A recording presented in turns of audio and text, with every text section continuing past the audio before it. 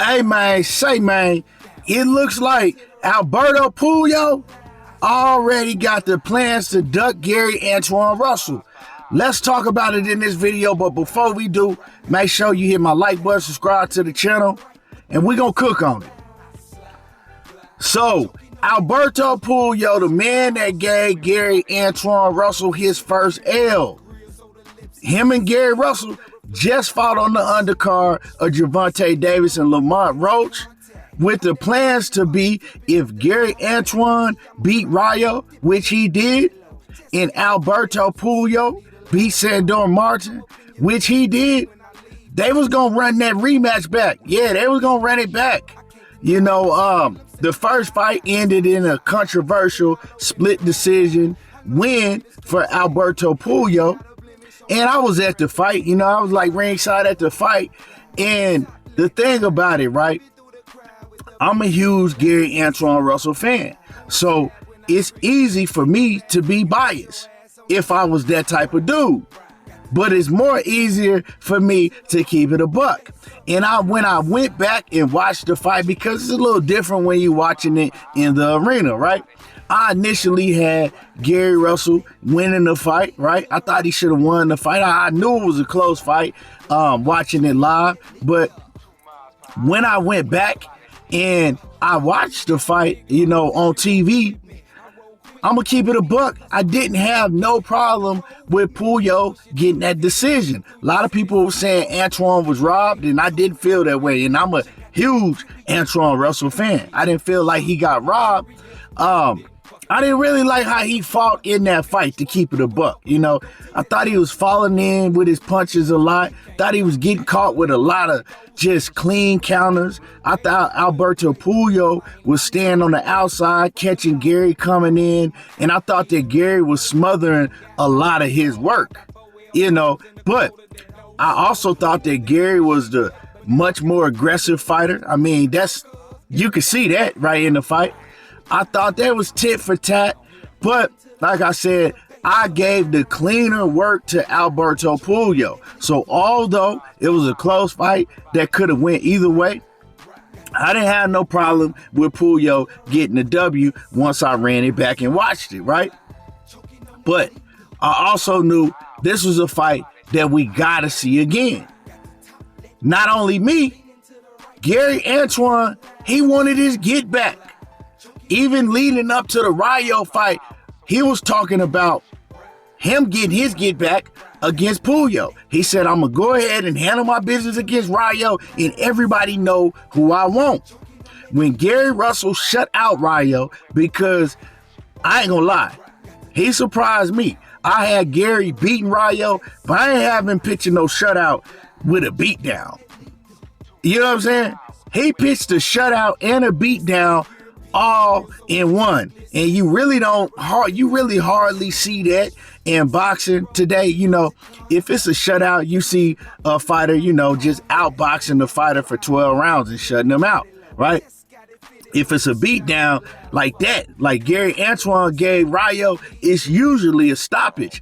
They could have stopped that fight several times, but they let it go on. And Rayo got beat down. Antuanne Russell put on the performance of his life when he really needed to, right? When he really needed to. It was his second opportunity at a world championship title, and he came through and he passed the test with flying colors, right?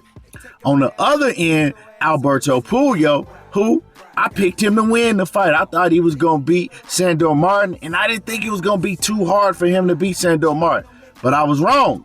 I wasn't wrong with me picking him to win the fight, but I was wrong because it looked like that Sandor Martin probably really won that fight. Alberto Puello got a gift. Now, a lot of people gonna say that he got two gifts back to back. A lot of people gonna say that he got a gift against Antuanne Russell, and he definitely got a gift against Sandor Martin. Now, watching that fight, I ain't gonna lie, I picked Alberto Puello to win on my ticket, but hey, it looked like Sandor Martin should have got that win. You know, Sandor Martin was the one that surprised me in that fight. But all in all, you know, if you're an Antuanne Russell fan, like I am, you got what you wanted. Puello, I think he retained his title, right? And Gary Antuanne Russell, he went out there and dominated. So as soon as Gary Antuanne Russell got on the mic, we seen Antuanne say, look, I want Puello. I need my get back. Let's run that back. It's a unification, and let's make it happen.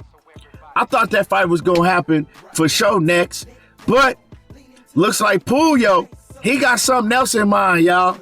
Yeah, today Puello, he let everybody know he don't want no parts of Gary Antuanne Russell next.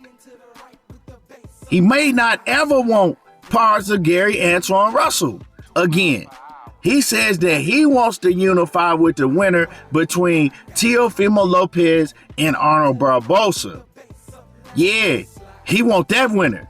Instead of unifying with Gary Antuanne Russell and then fighting one of them, and what would that be for all the belts?